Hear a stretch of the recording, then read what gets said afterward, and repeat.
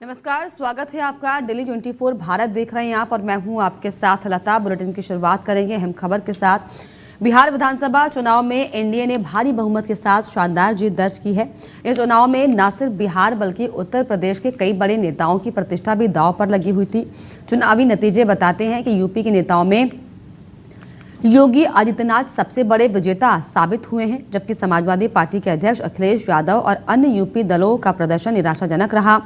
दरअसल भारतीय जनता पार्टी और एनडीए के उम्मीदवारों ने सीएम योगी आदित्यनाथ पर भरोसा जताया। पहले उनकी 20 रैलियों की योजना थी, हालांकि बाद में सीएम योगी ने 30 रैली की, एक रोड शो किया और प्रदेश के चुनाव में एक अलग ही मोड़ दे दिया। वहीं विपक्ष की राह आसान बनाने सपा अध्यक्ष अखिलेश यादव उतरे, लेकिन अखिलेश महागठबंधन को जीत दिलाने में कामयाब नहीं हो पाए। बिहार में यूपी के सीएम योगी आदित्यनाथ ने एनडीए के लिए आक्रामक तरीके से प्रचार किया। उन्होंने 31 चुनावी सभाएं और रैलियां की, जिनका सीधा असर नतीजों में दिखाई दिया। 31 में से 27 उम्मीदवार जीतने में कामयाब रहे। सीएम योगी का बिहार चुनाव में स्ट्राइक रेट 87% से ज्यादा रहा। कई जगहों पर सीएम योगी की सभाओं में जनसैलाब उमड़ पड़ा। भीड़ ने उन्हें देखने के लिए पेड़ों तक चढ़ती हुई भीड़ दिखाई पड़ी है। तो 31 सीटों में से 27 सीटें जीती और ये देखिए किस तरीके से जो प्रभाव सीएम योगी का था वो साफ तौर पर में दिखा। इसमें 31 सीटों पर सीएम योगी ने सभा की, जिसमें असर 27 सीटों पर हुआ, जो कि वाकई स्ट्राइक रेट हाई जाता हुआ। इसी पर ज़्यादा बातचीत के लिए अविरल मलिक मेरे साथ जुड़ गए हैं, बीजेपी प्रवक्ता। अविरल जी, बहुत बहुत स्वागत आपका दिल्ली 24 भारत में। जी बहुत धन्यवाद।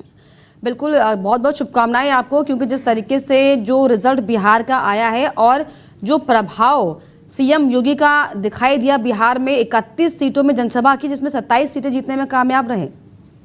नहीं, बिल्कुल निश्चित रूप से। और जहां तक विषय एक तरीके से जीत का, तो ये जीत तभी संभव हो सकी जब नीतीश कुमार के नेतृत्व में, मोदी के मार्गदर्शन में निरंतर विकास हुआ। और उसके साथ साथ जहां तक विषय माननीय मुख्यमंत्री योगी आदित्यनाथ जी महाराज का, तो ये बिल्कुल स्पष्ट है, योगी जी के नेतृत्व में उत्तर प्रदेश जिस तरीके से चल रहा है, बिहार प्रदेश के लोग हों या देश के अन्य राज्यों के लोग हों, पूर्ण रूप से योगी जी के प्रति एक क्रेज है, उत्साह है। जहां भी वो जाते हैं एक झलक पाने के लिए सब लोग तरसते हैं, प्रसन्न होते हैं। और उसके साथ साथ जहां तक एक तरीके से विषय है योगी आदित्यनाथ जी का, तो योगी जी पूर्ण रूप से उत्तर प्रदेश का विकास कर रहे हैं, एक तरीके से गरीब कल्याण का काम कर रहे हैं। और पर्टिकुलर अगर बिहार प्रदेश की बात कर ली जाए, नीतीश जी के नेतृत्व की बात कर ली जाए, मोदी जी के मार्गदर्शन की बात की जाए, चाहे अच्छे लॉ एंड ऑर्डर का विषय हो, नारी सशक्तिकरण का विषय हो, या फिर प्राइवेट सेक्टर में इन्वेस्टमेंट के आने का विषय हो।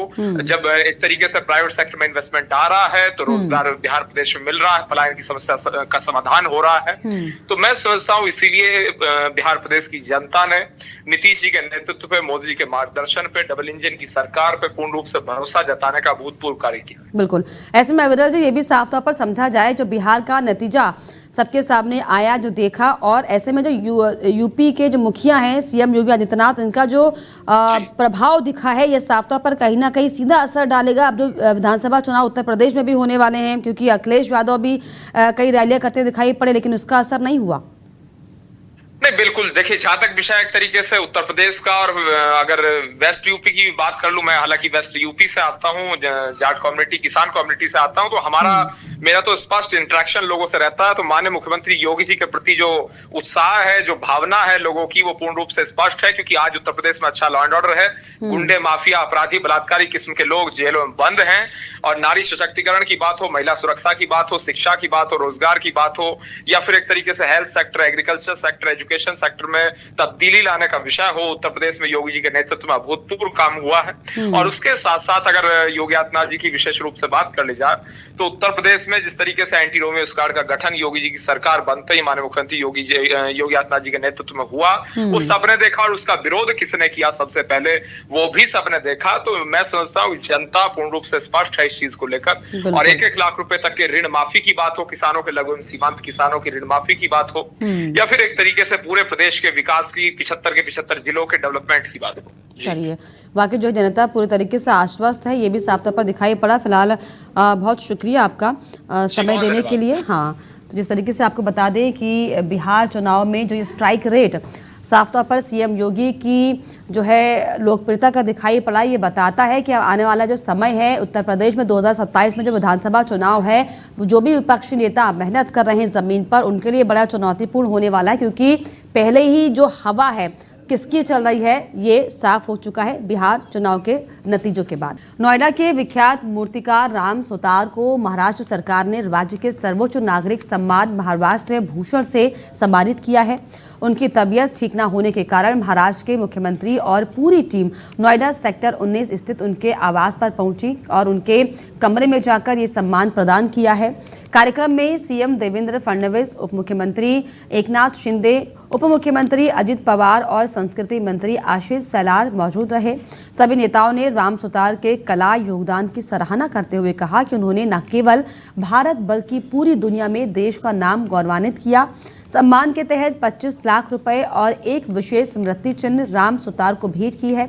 इस अवसर पर स्थानीय सांसद डॉक्टर महेश शर्मा भी उपस्थित रहे। सम्मान प्राप्त करने के बाद राम सुतार ने सभी का आभार जताते हुए इसे अपने जीवन का बेहद महत्वपूर्ण क्षण बताया। वहीं उनके बेटे और मूर्तिकार अनिल सुतार ने भी महाराष्ट्र सरकार का धन्यवाद दिया है कि वे खुद नोएडा आकर ये सम्मान प्रदान कर रहे हैं। त्या व्यक्तीचं जे काही चरित्र वर्णन आपण बघितलेलं आहे ते संपूर्ण चरित्र वर्णन हे तो पुतळा पाहिल्यानंतर आपल्या डोळ्यासमोर यावं अशा पद्धतीनं अशा प्रकारच्या प्रतिमा, अशा प्रकारचे शिल्प, अशा प्रकारचे पुतळे हे त्यांनी इतके वर्ष तयार केलेले आहेत आणि ज्याचा उल्लेख आमच्या उपमुख्यमंत्र्यांनी देखील केला। ते सिंधुदुर्गातलं छत्रपती शिवरायांचं शिल्प असो। हमें बहुत अच्छा लग रहा है क्योंकि जनरली ये प्रोग्राम बॉम्बे में करते हैं और हमें जाना पड़ता है। पिताजी की जो तबीयत खराब है उसको देखते हुए मुझे बहुत खुशी है कि तीनों मंत्री और या चारों मंत्री, एक तो सीएम साहब आए, अजित पवार जी आए, एकनाथ शिंदे जी आए और शेलार साहब भी आए और साथ में शर्मा जी भी आए। तो हमें बहुत खुशी है कि उन्हें इतना अच्छा लगा पिताजी से मिलके। और कौशाम्बी के मंझनपुर कोतवाली क्षेत्र स्थित एक हीलिंग हेल्थ फिजियोथेरेपी सेंटर के डॉक्टर पर युवती ने इलाज के दौरान अश्लील हरकत और जबरदस्ती करने के गंभीर आरोप लगाए हैं। युवती ने मंझनपुर कोतवाली में प्रार्थना पत्र देकर आरोपी डॉक्टर के खिलाफ सख्त कार्रवाई की मांग की। पीड़िता के मुताबिक करीब 1 बजे वो फिजियोथेरेपी के लिए सेंटर पहुंची थी।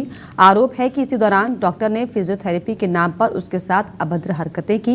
विरोध करने और शोर मचाने पर आरोपी ने उसे धमकी देते हुए कहा कि अगर उसने किसी से शिकायत की तो उसे घर से उठाकर जान से मार देगा। वहीं दूसरी ओर इलाज कराने आए कई मरीजों ने साफ तौर पर कहा कि युवती उन सबके सामने ही थी और ऐसी कोई घटना हुई ही नहीं, इसलिए आरोप झूठा लग रहा है। डॉक्टर ने भी इसे साजिश बताते हुए कहा कि बेबुनियाद आरोप लगाकर उन्हें बदनाम करने की कोशिश हो रही है। सेंटर पर कई मरीज मौजूद थे, इसीलिए ऐसी किसी हरकत की संभावना ही नहीं है। फिलहाल पुलिस पूरे मामले की गहनता से जांच कर रही है। यहाँ पे वो लड़की पहले दिन आई थी, फिर हम यहाँ सब लोग थे, सबके सामने डॉक्टर साहब उसको बोल रहे थे मुझे यहाँ पे दर्द है, और बल्कि वो हंस रहे थे, वो कुछ नहीं बोले, सामने सबके एक्सरसाइज उसकी कर दी, वो चली गई थी हमारे सामने गई। घटना जो हुई है, 2 लड़की आई थी, एक उसकी माँ भी थी। माँ तो बाहर हो गई थी, लेकिन 2 लड़की थी, एक बगल में खड़ी थी, एक ट्रीटमेंट हो रहा था। तो लड़की का वहाँ लगाए थे, कुछ मशीन लगाए थे, बोले हाँ गर्म हो रहा, नहीं बोला हाँ हल्का हल्का हो रहा। तो वहाँ गए दोबारा उसको देखने के लिए, फिर वहाँ से फिर आए, फिर यहाँ ट्रीटमेंट कर रहे थे उसको, बाकी और कुछ नहीं हुई। क्या नाम है आपका? मेरा नाम शुभम सिंह है, मैं करारी से आता हूँ। हाथ में प्रॉब्लम थी और मुझे सलाह दी गई थी कि मेरे नस में दिक्कत है, तो मैं हीलिंग हेल्थ फिजियोथेरेपी क्लिनिक में गई थी और वहाँ एक सौरभ डॉक्टर के नाम के हैं। फर्स्ट दिन गई थी तो वो कुछ नहीं ऐसा किए थे, लेकिन जब सेकंड दिन गई थी तो मम्मी के साथ गई थी, मम्मी को बाहर बैठा दिए थे और फिर उसके बाद वो पर्दा वर्दा डाल के उसे लॉक कर दिए थे। मुझे चक्कर आ रहा था और तबीयत मेरी ख़राब थी, बुखार सा था, और उसके बाद वो सीने पे हाथ रख रहा था, सीने दबा रहा था और गाल पे भी सहरा रहा था और किस करने की कोशिश भी कर रहा था। उसकी दाढ़ी वाड़ी फेस पे आ रही थी और मैं उसके हाथ वगैरह भी झटकी थी। लेकिन फिर भी वो बदतमीजी कर रहा था और फिर मैं झट उनके पास पैसे नहीं थे तो हमने कहा ऐसा है, पैसे नहीं है तो कल दे दीजिएगा, ऐसी कोई बात नहीं है, तो हम इसमें बाकी लिखे दे रहे हैं। तो इन्होंने बाकी लिख दिया। फिर उन्होंने हमसे कहा भी कि हमारी बिटिया का इलाज वगैरह होना है, ये सिर में कुछ बाल नहीं आ रहे हैं, एलोपेशिया का केस था, तो हमसे कुछ मदद इन्होंने मांगी। तो हमने कहा अभी तो मेरे पास नहीं है, देखो हम देखते हैं, किसी से बात करेंगे तो आपके लिए कुछ व्यवस्था की जाएगी। और इस पर ज्यादा जानकारी के लिए कौशाम्बी से मेरे सहयोगी लवकेश कुमार मेरे साथ जुड़ गए। लवकेश, क्या ये पूरा मामला फिजियोथेरेपिस्ट पर जो है अश्लील हरकत करने के आरोप लग रहे हैं? जी बताना चाहूंगा, ये कौशाम्बी जनपद का मुख्यालय के पास मंझनपुर मुख्यालय में वहाँ पास हेलिंग फिजियोथेरेपी सेंटर है। वहाँ पास युवती गई थी थेरेपी कराने के लिए। वहाँ जैसे ही गई तो युवती ने आरोप लगाया कि थेरेपी करने के बहाने डॉक्टर ने अश्लील हरकत किया। हालांकि इस मामले में युवती ने पुलिस अधीक्षक तथा थाना प्रभारी में शिकायत दर्ज कराई। शिकायत दर्ज कराने के बाद वहां पास पुलिस प्रशासन जांच में जुटी। हालांकि जब इस मामले की जांच जब थेरेपी सेंटर में जाकर किया गया तो वहां पास जो कुछ लोग मौजूद थे और मरीज थे, तो मरीजों ने ये बताया कि यहाँ पास ऐसी कोई वारदात नहीं हुई, ऐसी कोई घटना यहाँ पास नहीं, हम लोग मौजूद थे। अब डॉक्टर का कहना है कि ये हमें बदनाम करने के लिए ऐसी ये मतलब साजिश रची जा रही और ये बात बेबुनियाद है, इस तरह से डॉक्टर ने बताया। जी बिल्कुल। वहीं पीड़ित पक्ष से किस तरह के आरोप है? पीड़ित पक्ष क्या कुछ कह रहा है इसको लेकर?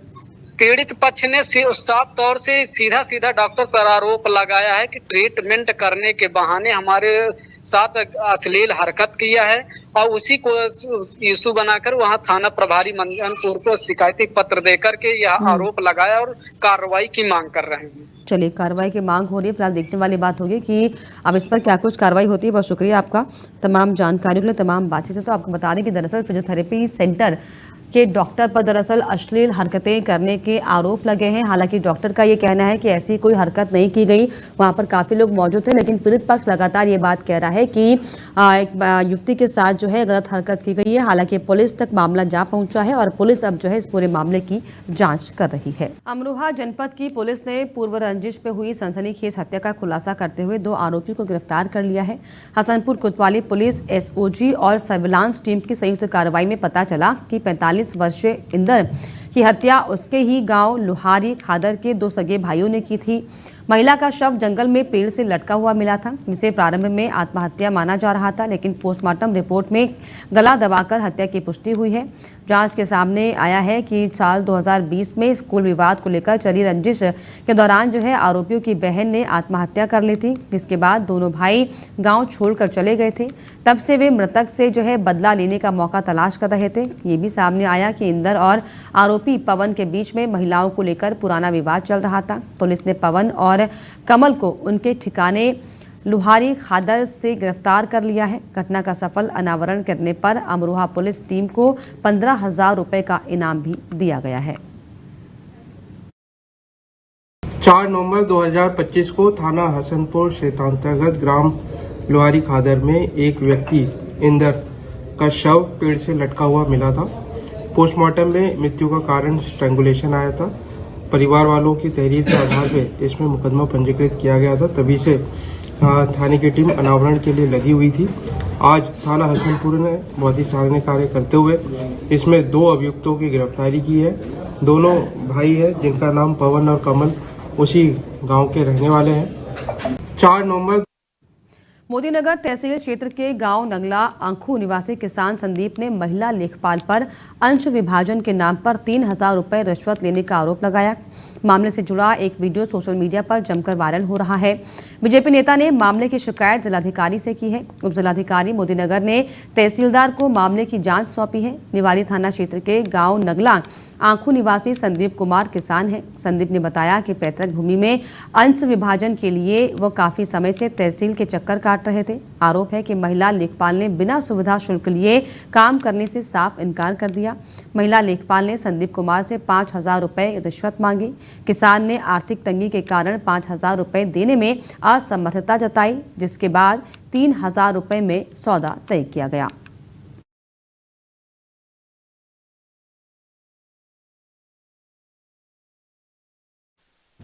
लखीमपुर खीरी के पढ़ुआ थाना क्षेत्र के पढ़ुआ गांव में एक युवक की उसके दोस्त ने चाकू मारकर हत्या कर दी। 2 दिन पहले दोनों के बीच मामूली विवाद हुआ था। उसी बात को लेकर फिर से झगड़ा शुरू हो गया। इसी दौरान नाबालिग ने चाकू निकाल लिया। दोस्त आदर्श ने उसे चुनौती दी थी कि आरोपी ने आदर्श के पेट में चाकू घोंप दिया। हमले के बाद आदर्श गंभीर रूप से घायल हो गया और उसके पेट की आंतें बाहर आ गईं। परिजन उसे तुरंत सीएचसी रामिया बेहड़ ले गए, जहां पर प्राथमिक उपचार के बाद हालत नाजुक होने पर उसे जिला अस्पताल में रेफर किया गया। वहीं इलाज के दौरान उसकी मौत हो गई। सूचना पर पहुंची पुलिस ने मौके पर जांच की और 17 वर्षीय आरोपी को हिरासत में लिया। हत्या का मुकदमा दर्ज कर आगे की कार्रवाई की जा रही है।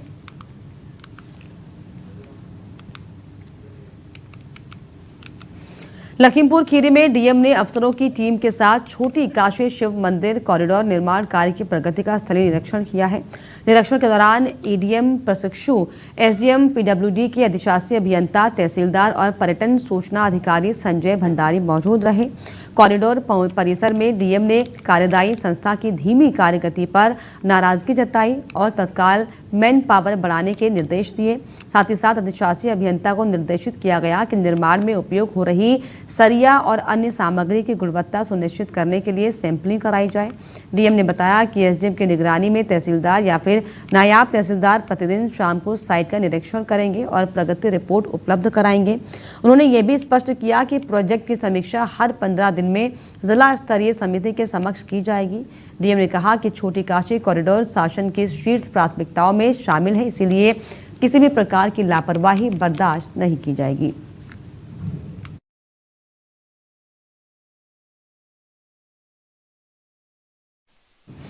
महोबा में बिहार चुनाव में एनडीए को मिली बड़ी जीत के बाद बीजेपी कार्यकर्ताओं में खुशी की लहर दौड़ पड़ी है। जीत की खबर मिलते ही कार्यकर्ता उत्साहित नजर आए।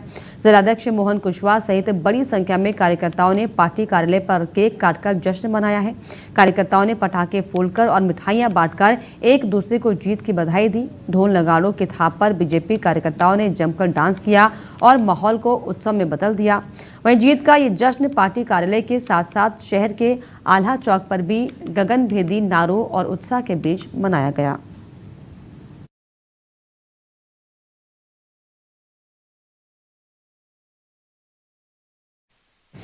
महोबा में गृह कलेश के चलते एक विवाहिता ने फांसी लगाकर आत्महत्या कर ली। पति पत्नी के बीच विवाद होने के बाद नाराज पत्नी ने कमरे में फांसी लगाकर अपनी जान दे दी है। परिजन उसे तत्काल जिला अस्पताल लेकर पहुंचे, जहां पर डॉक्टर ने उसे मृत घोषित कर दिया। सूचना पर पहुंची पुलिस ने मौके का निरीक्षण किया और शव को कब्जे में लेकर जांच शुरू कर दी है। विवाहिता की मौत से परिवार में कोहराम मचा हुआ है। ये घटना शहर कोतवाली कस्बा क्षेत्र के जारीगंज मोहल्ले की बताई जा रही है। कहाँ का है? एक महिला है, उसके पति के द्वारा अस्पताल में लाया गया था। मृत अवस्था में आई थी। जांच के दौरान उसको हमने मृत घोषित कर दिया है और मोर्चरी में। मुजफ्फरनगर में पूर्व विधायक सहित 12 लोगों को 13 साल बाद हत्या के मुकदमे में अदालत ने दोषमुक्त कर दिया है। ये मुकदमा सपा सरकार के दौरान दर्ज हुआ था, जिसमें मंसूरपुर थाना क्षेत्र के खाबूपुर गांव में बूथ अध्यक्ष राहुल शर्मा की 27 सितंबर 2012 को हुई हत्या के मामले में 12 लोगों को आरोपी बनाया गया था। मामला सेशन कोर्ट में चल रहा था, जहां पर सुनवाई के दौरान अदालत ने यह पाया कि गांव में ऐसी कोई घटना घटित होने के सबूत स्पष्ट नहीं मिले हैं। आरोप था कि विशेष समुदाय के दबाव में भाजपा कार्यकर्ताओं पर यह मुकदमा दर्ज कराया गया था। सभी तथ्यों और साक्ष्यों के अभाव में कोर्ट ने पूर्व विधायक समेत सभी आरोपियों को बरी कर दिया। 2012 का मामला था।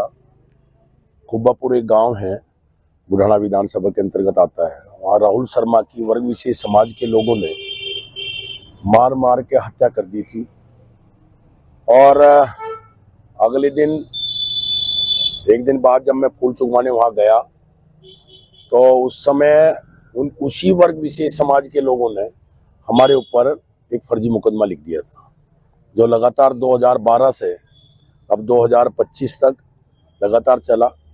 भाई साहब श्यामवीर जी, वकील साहब हमारे विजेंद्र जी, इन्होंने ये मुकदमा लगातार जब से ही लड़ते आ रहे हैं। ये 27/9/2012 की घटना थी। बूथ अध्यक्ष राहुल शर्मा का मर्डर हो गया था ग्राम खुब्बापुर, थाना मंसूरपुर में। उसके जिस दिन फूल चुके गए, तीसरे दिन विधायक जी और गांव के लोग गए थे।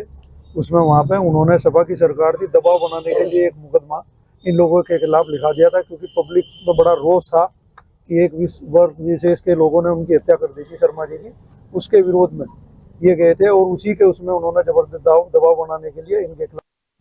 मुजफ्फरनगर में क्रांति सेना ने जिलाधिकारी को मुख्यमंत्री के नाम संबोधित ज्ञापन सौंपा। संगठन ने मांग की है कि जिले के उन स्कूलों की जांच कराई जाए जहां पर कश्मीरी छात्र पढ़ाई करते हैं। इसके साथ ही मदरसों की भी जांच कराए जाने की मांग उठाई है। कि क्रांति सेना ने आरोप लगाया कि हाल ही में देश में बड़ी साजिश का पर्दाफाश हुआ है, जिसमें रासायनिक जहर तैयार करने में कुछ आतंकी छात्र शामिल पाए गए। ज्ञापन में कड़े शब्दों का इस्तेमाल करते हुए सरकार से सख्त कार्रवाई की मांग की गई है। ये ज्ञापन क्रांति सेना के जिलाध्यक्ष बिट्टू सिखेड़ा के नेतृत्व में सौंपा गया, जिसके दौरान संगठन के कार्यकर्ताओं ने प्रदर्शन भी किया है। जिला प्रशासन ने ज्ञापन प्राप्त कर लेने की भी पुष्टि की है। ये दिल्ली में बम ब्लास्ट हुआ है, उसी के ऊपर हमने एक ज्ञापन आज डीएम साहब को देने आए थे, मुख्यमंत्री के नाम है। दरअसल जितने भी ये प्राइवेट कॉलेज या सरकारी कॉलेज हैं, इनमें जो कश्मीर के या मुस्लिम वर्ग के जितने भी डॉक्टर या कंपाउंडर या छात्र जो भी हैं, इन सब की हम जांच चाहते हैं। क्योंकि जितने भी आज तक आतंकवादी हो रहे हैं, चाहे वे प्रोफेसर हो, चाहे डॉक्टर हो, चाहे इंजीनियर हो, ये सब इसी धर्म से निकल के आ रहे हैं। ये तो और इसी के साथ इस बुलेटिन में फिलहाल इतना ही। देश और दुनिया की तमाम खबरों के लिए आप देखते रहिए डेली 24 भारत। नमस्कार।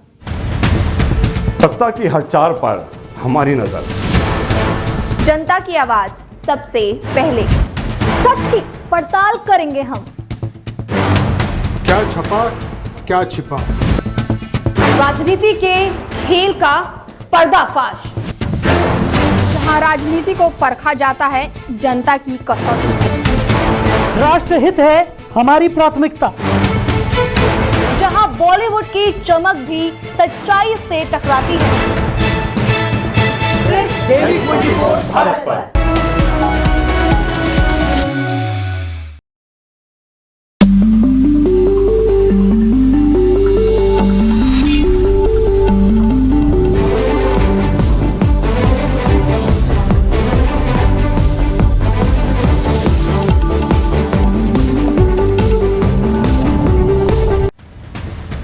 सत्ता की हर चार पर